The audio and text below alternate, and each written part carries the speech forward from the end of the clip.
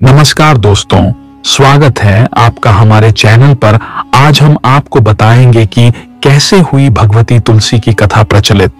एक बार देवराज इंद्र देवगुरु बृहस्पति के साथ भगवान शिव का दर्शन करने कैलाश गए। महादेव ने दोनों की परीक्षा लेनी चाहिए, इसलिए रूप बदलकर अवधूत बन गए। उनके शरीर पर कोई वस्त्र न था। उनका शरीर जलती हुई अग्नि के समान धधक रहा था और अत्यंत भयंकर नजर आते थे। अवधूत दोनों के रास्ते में खड़े हो गए। इंद्र ने एक विचित्र पुरुष को रास्ते में खड़े देखा तो चौंके। इंद्र को देवराज होने का गर्व घेरने लगा। उन्होंने उस भयंकर पुरुष से पूछा, तुम कौन हो? भगवान शिव अभी कैलाश पर विराज रहे हैं या कहीं भ्रमण पर हैं? मैं उनके दर्शन के लिए आया हूं। इंद्र ने कई प्रश्न किए, लेकिन वह पुरुष योगियों के समान मौन ही रहे। इंद्र को लगा कि एक साधारण प्राणी उनका अपमान कर रहा है। उनके मन में देवराज होने का अहंकार उपजा, जो क्रोध में बदल गया। इंद्र ने कहा, मेरे बार बार अनुरोध पर भी तू कुछ नहीं बोलकर मेरा अपमान कर रहा है। मैं तुझे अभी दंड देता हूं। ऐसा कहकर इंद्र ने वज्र उठा लिया। भगवान शिव ने वज्र को उसी समय स्तंभित यानी जड़ कर दिया। इंद्र की बांह अकड़ गई। भगवान अवधूत क्रोध से लाल हो गए।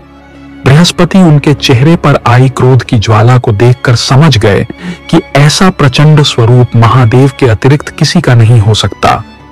बृहस्पति शिव स्तुति गाने लगे।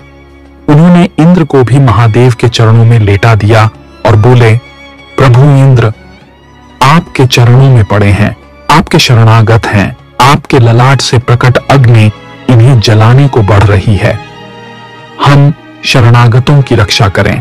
बृहस्पति ने विनती की, प्रभु भक्तों पर आपकी सदा कृपा बरसती है।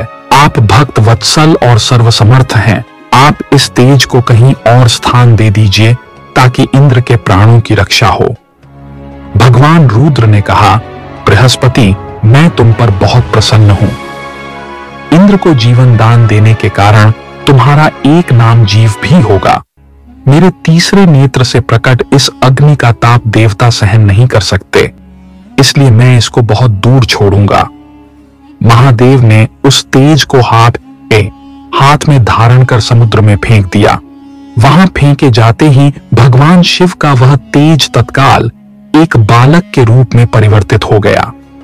सिंधु से उद्भव होने के कारण उसका नाम सिंधुपुत्र जलंधर प्रसिद्ध हुआ। जलंधर, जिसका नाम शंखचूड़ भी हुआ, शिव के तेज से उत्पन्न हुआ था। इस कारण परम शक्तियों से संपन्न था। वह देवों से भी ज्यादा शक्तिवान था।